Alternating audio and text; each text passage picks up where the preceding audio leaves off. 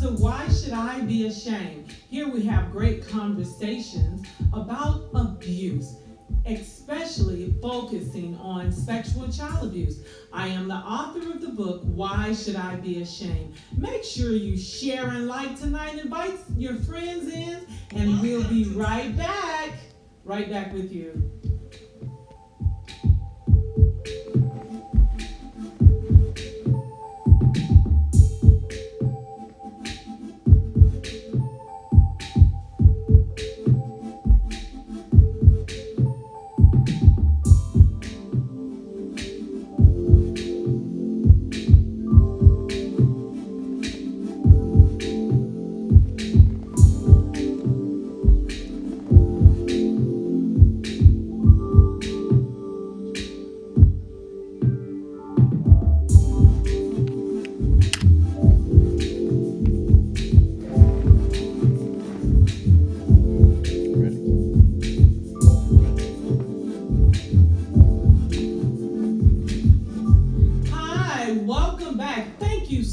For coming in tonight. Didn't we enjoy the gentleman on last week? What a great opportunity we had to speak with them. You know, it is always good to hear a different perspective. And if you're interested in being our guest, just let me know. Just hit us up. We would love to have your questions tonight. If you have anything on your heart, on your mind, just let us know. We know that this subject is very relevant and it's very touchy at the same time. And we don't want anyone to be embarrassed, and this is just to expose the problems of child abuse. Tonight, I want to say one thing. I am so in celebratory life tonight. My son and my daughter had their first child, and her name is Royal. And we want to say God bless you and thank you for everybody just celebrating with us. I'm a grandmother for the 5th time, and what a blessing. It is a blessing. And it's so good to have good news, exciting news. And so I want to say congratulations once again to Alan and Becca, and to all of us grandmothers, uncles and aunts and grandfathers and cousins. We want to say blessings to you. And we thank God for the gift that He has given us. Thank you once again. Now, as we're moving forward, this subject is pretty touchy tonight, but I thought it was so relevant because we talk about there's so many issues connected to abuse, sexual child abuse. But I wanted to, it dropped in my spirit, what are some of the effects that happens with child abuse? What is some of the trauma that happens to a child or to a person that is sexual abuse? So we're going to talk about trauma tonight. What is trauma? Trauma is the results from an event or series of events or a set of circumstances that a person experienced by an individual or individuals, physically or emotionally harmful or threatening, and that can have a lasting effect in an individual's functioning and physical, social, emotional, and their well-being. How much trauma is done with sexual abuse? Do you ever think of that? You know, I think I said one time that oftentimes we think because children seem to be, they seem to just come back, or they seem to just try to put it behind them. So oftentimes, I want to tell you, just before we get into the trauma and the effects of trauma, I want to talk about that I was a little girl.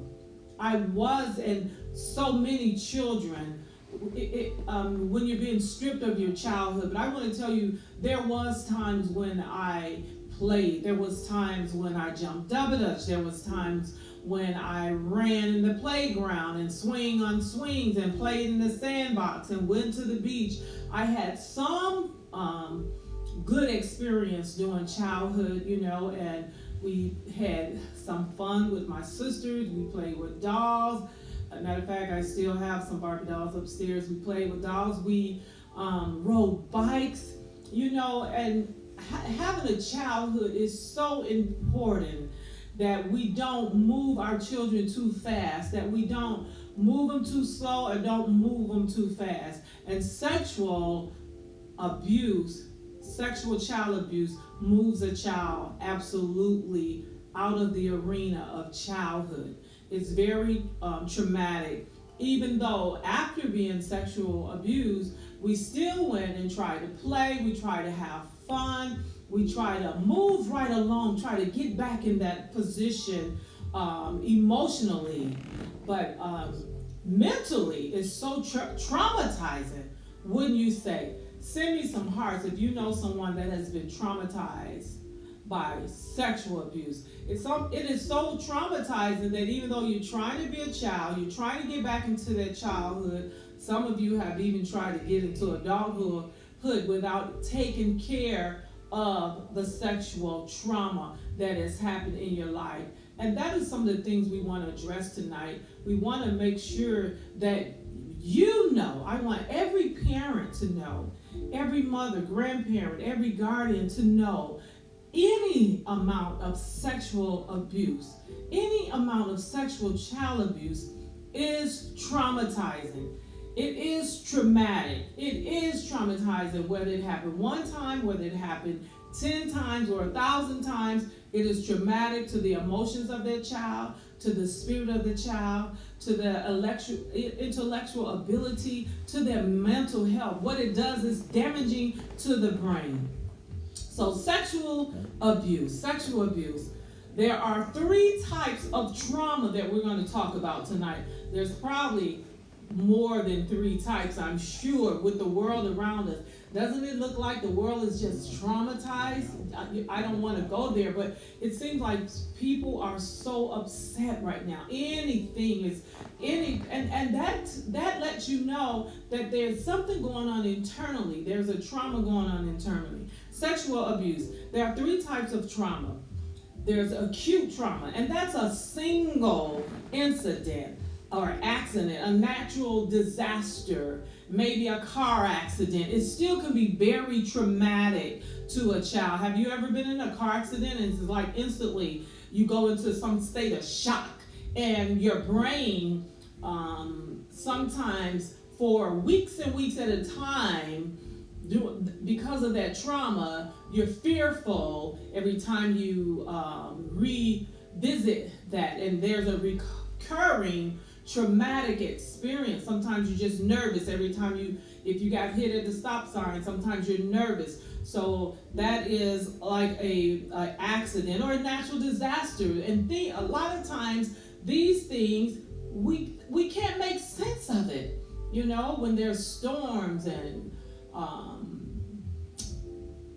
volcanoes and what are those things they have in California? Earthquakes and things like that. Those are things you can't make sense of, but they're still traumatic. Remember Katrina? That was still traumatic. And can you imagine what happened to the children? If it was very traumatic to the adults who took a loss, what do you think happens to the children? And I want to tell you that it is okay to sit down with your children, talk to your children, make sure that they get help during these acute trauma experiences. There's also chronic trauma that's repeated and prolonged, such as domestic violence or abuse, such as you've seen these people that may have gotten taken into someone's house and repeatedly abused, repeatedly maybe been kidnapped, repeatedly abused, and that is chronic trauma, like wars. When there's a war going on for months and months at a time, that's chronic trauma, and that is very hard on anyone, but it's especially hard on children. What do they do with that? What do they do with the pain? What do they do when they don't have a weapon to fight back, even in these war? And then there's complex trauma. Exposure to very and multiple traumatic events, often of an invasive, interpersonal nature, long-term effects repeatedly over and over. And that happens sometimes when you look at a child and maybe they've been sexually abused, and then they've been physically abused, and then they go into a foster care, and then they get abused over there, and it almost seems like life has just dealt them such a bad hand. Everywhere they go, there's something wrong. There's a problem. There's an issue, and that is complex. When it's a constant over and over and over and over, that is very damaging to your mental health, very damaging to a child's person.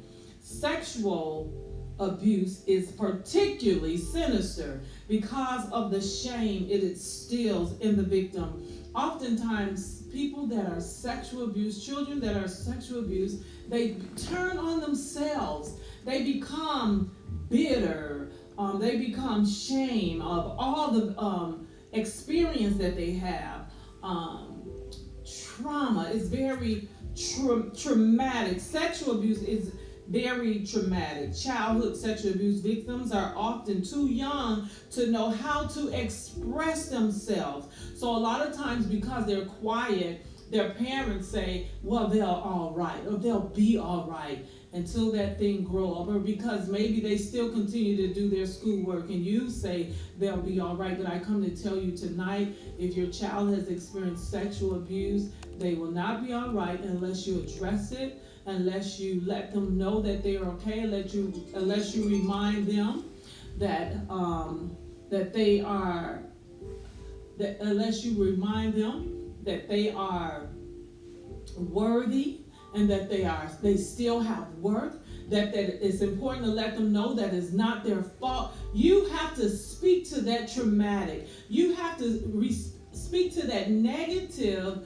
experience and reinforce positivity to their child. Reinforce their worth. Reinforce their value. It's so important. You have to speak it over and over again. You cannot let your child sit there and be silent. Victims are often too young to know how to express what is happening, or they're too young to seek help. Maybe people, feel like, well, why didn't you tell someone? Why didn't you say anything? Why didn't you speak to me? Why didn't you let me know? But not treated, it could result in very devastating outcome. And oftentimes, as what we've seen is that children that has been sexual abused oftentimes grow up and become the abuser themselves. Another thing that is very traumatic is being in these foster homes. Often children are very ashamed, and sometimes foster care parents are kind of harsh. They kind of dehumanize. There are good foster parents, but it's kind of dehumanizing. I remember when they would say, "You're a foster kid." I never liked being called a foster kid. I didn't know that was the name of the person that had started the program. I thought it meant that I wasn't a real person. And oftentimes when we get these children, we don't sit down and explain to them what has taken place in their life. I know in my life they didn't. We just went into foster care, and after we were there for a while, then we went into an orphanage. And in the orphanage, there were many children of different ethnicities and different problems, different issues, and we all ate together. It was kind of like, well, it wasn't off. I was going to say it was like prison, but everything was time, and we were like little soldiers, but no one had told us what had happened. It seemed like we just woke up one day and there we were. That was very traumatizing. And what was even more traumatizing, and I know I'm digressing a little bit, is when I came home from school, because most of the people that work in the orphanage that I was in were Caucasian. And when I came home from school, they had cut all the black girls' hair off. And I was really into hair, and I wanted my hair to grow, and that was very traumatic. And when I asked her, I don't want my hair cut, I tried to stand and say, I don't want my hair cut.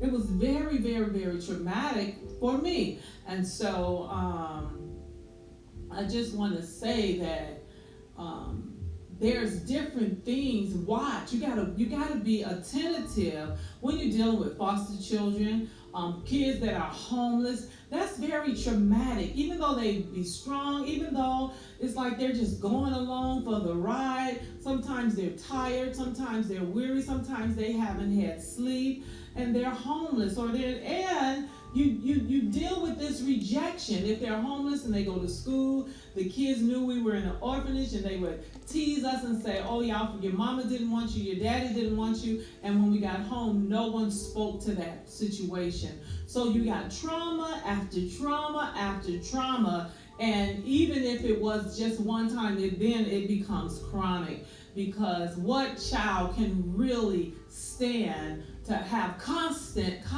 defeat, or even a human being, just constant defeat? But I want to encourage you to pull yourself together. You can make it. You can stop right now.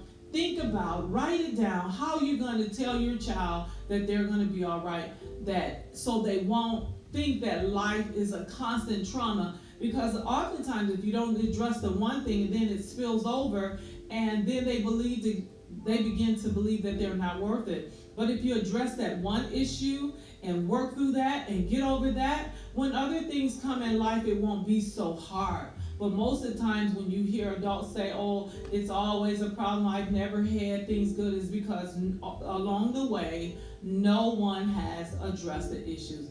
Would you agree with me? If so, send me some likes and hearts. And those of you that are interested in purchasing a book, there are many books for you. I would love to share the story with you. People are reading them, and I appreciate every one of you that has purchased the book. I appreciate everyone that has come on here with me to share this story and open it up, because it's so much bigger than my book. I am just one person that is here trying to expose the enemy of our children, the enemy of even some of our adult lives. If you can come to, and you should never say, "Well, I'm too old now to address." You can imagine the peace that you could have just really addressing the issue, and just walking yourself through your whole process. Okay, so what happens when our children are trauma? What are some of the effects that trauma has on them? A lifetime of PTSD. Some of us don't handle life for the rest of our life well. Oftentimes, people are depressed. Oftentimes, every bad experience, they always bring it back to that issue. You can become depressed. You can have children have a lot of anxiety. I've seen children bite their fingernails, pull their hair. Just watch the signs. They go from just a happy child into a sad, oppressed, depressed child. Pull their hair, have rashes all over their mouths. They become suicidal. They can't sleep well. They have nightmares. When you have a child that's always having a nightmare, you need to watch. You need to check out what's in their bedroom, what's going on, what are they reading, what are they looking at. They may have constant stomach aches. These are just some of the side effects of being traumatic and not knowing how to express it, but this is how it comes up. Difficult relating to other kids. Don't want to play with other kids. Maybe always fighting other kids because sometimes you feel like a reject, and everybody else seems so great. Everybody else seems like they're at peace, and you have that woe is me kind of attitude, and woe is me, want to just beat someone else down. Also, they can become clingy and have separation anxieties. These are some of the effects of trauma. Never wanting to leave, always want to be up under you, and you pushing them away, get away, go play with the kids. And you need to find out, ask questions when you see your children's behavior become strained. They may be a child that wants to bite, want to take the pain out on someone. I remember someone I grew up with, I loved her, but she would sit and just rock back and forth. rocking. That's an expression of a frustration of some kind. It could be some kind of trauma. I'm not going to say everybody that rocks. Some people just have a habit of doing it. But I remember the abuses that she went through. She would just like rock, and it was a sense of comforting herself when her mother or someone should have comforted her. But oftentimes there was nobody to tell because they were always, most of the time, intoxicated, or you felt so ashamed you didn't tell anybody. A feeling of helplessness is another thing. You see children emasculated and they just feel so helpless. Like, what am I supposed to do? What am I going to do with this grown up? Or they'll go to the other extreme. You see children that kill parents or kill their perpetrators. And so it can come out in so many ways. They can be passive. They can be irritable, difficult to soothe. When you can't comfort your child, you can't put your child to sleep. You have to watch these signs.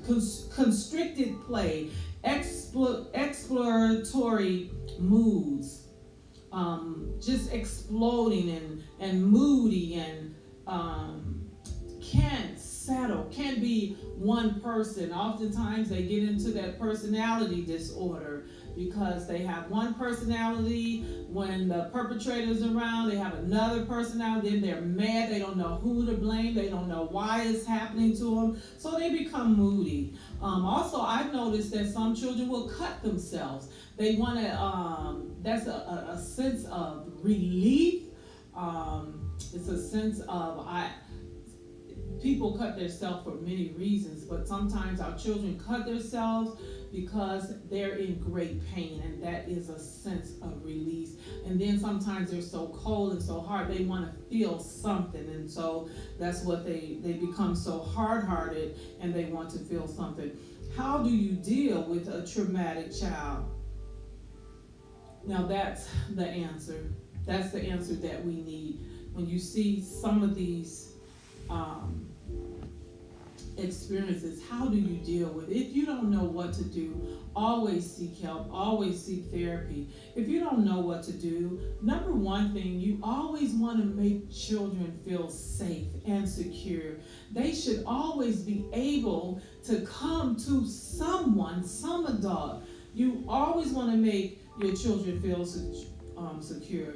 You want to watch what you say to them. When children tell you there's an issue, you don't want to just hammer them down. You don't want to just disregard them or dismiss them and make them feel like they're not important, because that makes the problem worse. So you want to make them feel safe. You want to say things that is going to be edifying. You want to say things that gives life. You want to say things that will move them forward, move them out of this situation, let them know that their future is going to be all right. Give extra support, especially at bedtime. If they had a bedtime molestation or someone came in their room, make sure that you give them their support. They may want to keep a light on. They may want to stay in an area where they feel comforted. They may want to sleep in your room. You know, so you can't expect, when children are traumatized, you can't expect everything to go back to normal. It's not going to be life as usual, business as usual. It doesn't go back to normal. It has to take a work and a healing. So when there is an effect, I don't care how quiet your child is, and I don't care how you don't talk about it, sexual abuse has an effect on the whole family. Listen, 1 out of every 3 females. 1 out of every 3 females. That means 1 told, and it could be 2, because some of us didn't tell. 1 out of every 5 males are sexually molested. 1 out of every 5. That's a high number. And you're hearing men begin to verbalize it even more. If we create an atmosphere where they can come and people want to degrade them and call them out their names and emasculate them because of an experience, but they're beginning to come out and tell about their experience. There's a report that says every 9 minutes, a child is being sexual molested. So what happens to the parents of sexual abused children? I have seen parents just totally shut down, just silent, just go silent. How the young people say they go ghost. Just like nothing's left inside. It's like because you feel like your power has been stripped, it's so demising, and you feel oftentimes they blame themselves. You imagine if you had a child and you've been trying to protect your child, and you've done the right things concerning your child, and then someone that you trust come and abuse, then you oftentimes parents blame themselves. But remember the one segment I talked about putting the blame where the blame goes. So parents, you can't blame yourself. Oftentimes they become paranoid, insecure, thinking everybody is a child molester, and everybody, that is not true. Even though the numbers are very high, it's not true. They're also confused about the impact. They don't know what has just happened to their child, because every child you can molest two children the same way, the same time. It's going to be a different traumatic experience for that child. Nobody is going to feel the same way. So they don't know, and if if it's been a generational thing and nobody did nothing and I came out all right, that's a bad attitude. Just because you came all right, that does not mean that your child, your daughter, your niece, your cousin, that does not mean they're going to come out all right. That means you need to address it and help them. So you can be confused about the impact. You can be uncertain about how to help. So we always put the number up. There's a crisis numbers. There's programs all over the whole world that has a concern. I would say if you have a child, just make sure that you're that support system. Make sure that you show up. Call this national number. Make sure that you show up to be there with them, and don't just send the child on. We got to come together and be stronger as a family unit and be protective and not let everybody babysit our daughters and our sons. And know that, life, if you have children young, let your children grow up, and life won't be over. You still can do a whole lot of things after you protect and raise your children. So if you're uncertain about how to help, reach out to us. Ask us some questions tonight. Send us some questions, and we will. If we don't have the answers tonight, we will do research. I have Minister Broderick here that is willing and able to research. I have Pastor Calvert here that is willing and able, and myself. We will research and we will find help for you. Also, parents, often they feel guilty. They feel so guilty that it's almost like, why my baby? Also, there's an anger that parents often feel. Anger, and they want to go get revenge.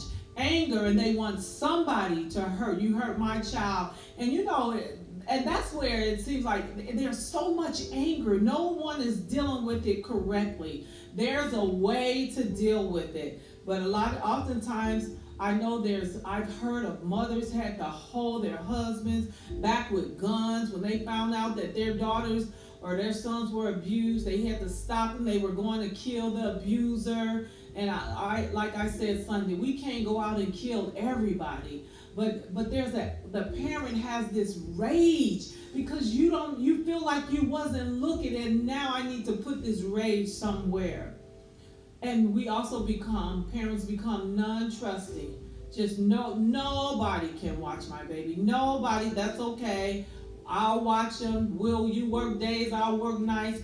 And listen, we're living in a season. You have to do what you have to do.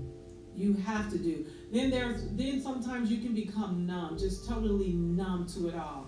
And people can go years and years and years with numbness. Sometimes people have those real quiet spirits, and then all of a sudden you can say one little thing and they manifest. It's gonna come out. What's in you gonna come out. But yeah, they'll trauma It has a way of freezing your brain. It has a way of just stunting you naturally, spiritually, and physically, stunning your growth, stunning your imaginations, stunning your way that you believe. And another thing that I struggle with is being suspicious. And Lord knows I need help.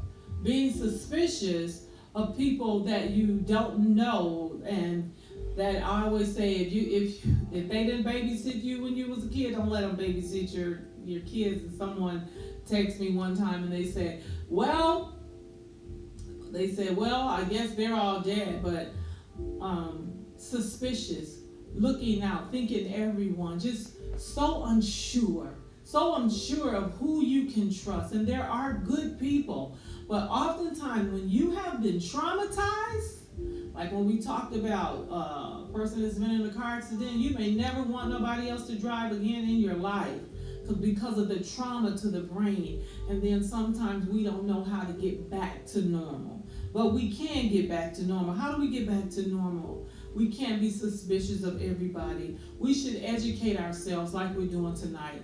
You should read my book. I know that it will help you. I know that it will bring great breakthrough in your life. We should educate ourselves on sexual abuse and healthy sexual development. That is so important. And be watchful and be mindful. And please, above all, let us seek some good counsel. We need to seek good counsel so that we can change this behavior. We can change these patterns.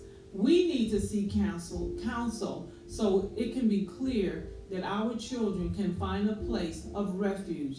Our children can find a place where there's someone that they can share their stories with without being ashamed, without being embarrassed, without feeling like they're forsaken, feeling like they're rejected, and being traumatized. So I said it once tonight, and I'll say it again, that sexual abuse is very traumatic, even in your silence. So tonight I'm going to read just a little bit from Why Should I Be Ashamed Tonight? And thank you so much for sharing and coming on. I see some of you. I see my sister mom there. I see Mika. Hi. I see Stephanie, my niece. She say teach. Okay, Stephanie. Yes, ma'am. Maybe you'll come on here with me one day. Thank you all. Send me some hearts. Send me some love. Make sure you tell somebody about this book. Hey, buy about 10 copies and start you a group and just really get into. And if you have 10 people, I guarantee you, for sure, they might be silent, but out of them 10, I guarantee you there's going to be one, maybe two, maybe three, maybe four. The stats are alarming. They're very alarming. I'm so happy that it doesn't happen to someone. One of the ladies at church said it never happened to me. I was so happy because everybody that oftentimes they've had some kind of experience, or it almost happened, but mom caught it just in time. So we're going to go to page 111 of Why Should I Be Ashamed? And I believe that this is like the workbook to the problem. This is how we got to work through this problem. You can't stick it under the rug.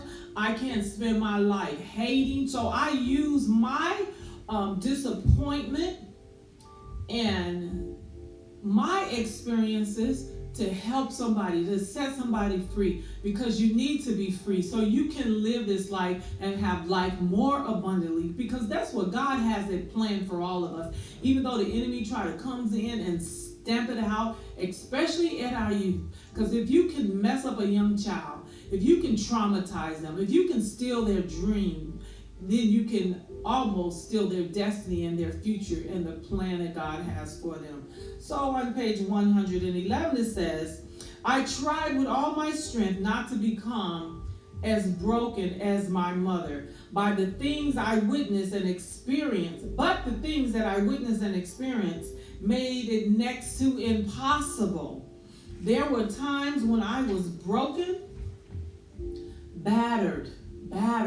And I don't understand. It seems like sometimes when we have these battered syndrome, then we get in these relationships that's battered. Then we get in these friendships that are toxic. It's almost like you become addicted to it because you've been traumatically, you have this traumatic to the brain, and that's a whole nother subject. We'll need to get Dr.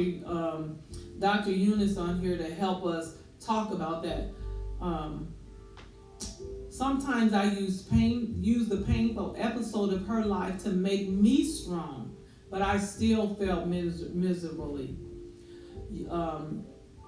Who am I? You, my dearest friends, may have asked yourself the same question.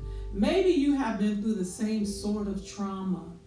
If you have been through the same sort of trauma, there is healing for you. There is happiness for you. God can heal your hurt, but you're gonna have to face it and deal with it. And I want to let you know that you are okay.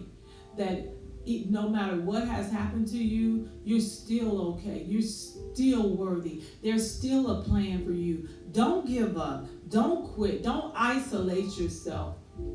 Maybe it was sexual abuse. Maybe it was a car accident. But it was something that could have taken you out. But you made it.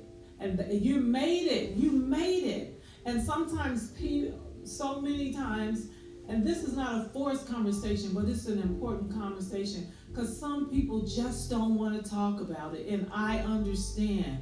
It's still a secret. You and uncle is friends now. It's still a secret. You and grandpa is friends now. It's still a secret. You and cousin, y'all cool now. And so y'all act like nothing happened. But every time they come into that room, something traumatic, it triggers you. And maybe your spouse don't even know. Why do you act like that? What goes on? And when those thoughts pass, those patterns of thoughts pass through your brain waves, something triggers because you have to stop and you have to actually deal with it. Whatever it is or whatever it was, you can overcome it. Some of us have already overcome it. I have seen sexual abuse destroy dreams, future, sexuality. What do I mean by that? I have seen people that try to keep it quiet and act like nothing happened, and you go to their house and it's like hoarding spirit. They can't even clean up. I've seen them that hid the abuse, and every time you look, any emotion make them cry because they don't want to deal with life, and just traumatic, just brain trauma. I've seen sexuality change where I've seen women just say they hate men. They don't want no man to touch them when they've been abused sexually by men. They don't want no man to touch them. I've seen women that were sexually abused by women, and then they start accepting it. And it has nothing to do with being gay or anything like that. I'm talking about when you've been traumatic, abused to the point that you just hate the sex of the person that did that, and that changed your whole trajectory of your life plan, of what you had planned. Because I know the enemy tried to do that with me, tried to make me just hate men or be so strong, or hate women, and sometimes we're just overly guarded. We're trying to guard our hearts, and you become so manly. And then if you're not careful, you have to deal with your issues. Also, I've seen sexual abuse, people have mental illness for a lifetime. Just mental illness.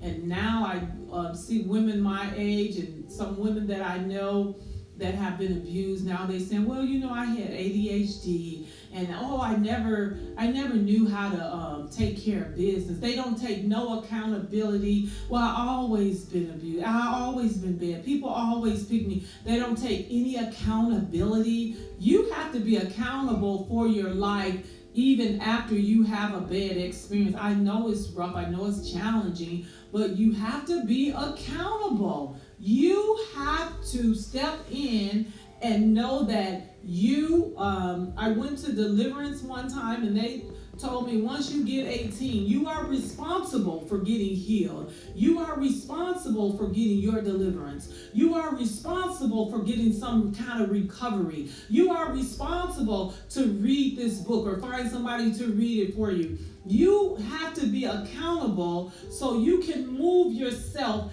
out of this disposition. Mental health. You might need a doctor. You might need medication. But we have to deal with our mental health. And I've also seen it destroy people's physical appearance. You know, those women that say they put on a lot of weight to cover so nobody will like them, or they become anorexic, just starving themselves, feeling unworthy. And the root is all rejection. Because sexual abuse is not about sex.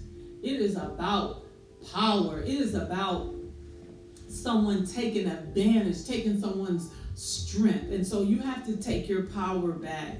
It's not about sex. I've seen it destroy families. Families choose who they're going to believe. Families choose how they want you to deal with when you're hurting, when your loved one is hurting, when your child has been abused. You got another family member over there. Their child wasn't raped or abused, but they want you to do how they do. If they say they be silent, they want you silent. And it doesn't work. You have to listen to the one that's hurting. You have to have a conversation with the family, the part of the family that's hurting. Send me some hearts, send me some likes. I see you watching out there. Pastor Harris, good to see you. Cousin Eunice, it's just good to see you. Edie, thank you for stopping in today. Please share this with your friends. Because one thing, I'm trying to beat these guys. They said the best show was when they was on here, Eunice. And you know it was when you were on here, you and Bishop. But these guys have said to me that they had 600 likes. So I got to get 1,000 likes tonight and sell some books. All right? Well, Pastor Sheila, I'm looking at the comments, and your mom-in-law, Glenn, she wrote this. She said, Sister Mom, there you go. She said, it is so important to inform children that they'll be loved and the reasons for being there. That is another reason for foster parents to be introduced to different cultures prior to accepting them. That is so right. That is so right. And I don't know if culturally that we need to step up. I was in a black foster home 2 times. I had a good foster parent and I had a bad foster parent. But it was so important. And back in the day, they would get these vouchers and they would go shopping and they would buy their kids all kinds of stuff. But the one parent, she really took care of us and she really was nice. But there was no communication, no conversation about what just happened to me. Why am I living here with you? But I do appreciate good foster care and good people that adopt children. And you are so right. Children need to feel safe. Sadly, in some instances, there was no recovery. We look at our world today. When I see all the homeless and the drug addiction, I know that all of it is not from sexual abuse, but a lot of it is from trauma, childhood trauma. It starts with childhood trauma. It starts with, and then that goes from people not caring to have this kind of conversation. Families that won't come together and sit down and say, hey, I'm sorry. I remember an experience that happened. Not a family member said, hey, I'm sorry that happened. Hey, I care. And so then what happens? It breaks, it dissolves, it divides. There's division when all you had to do was have a conversation, talk about it. So I want you all to know tonight that sexual abuse is very traumatic.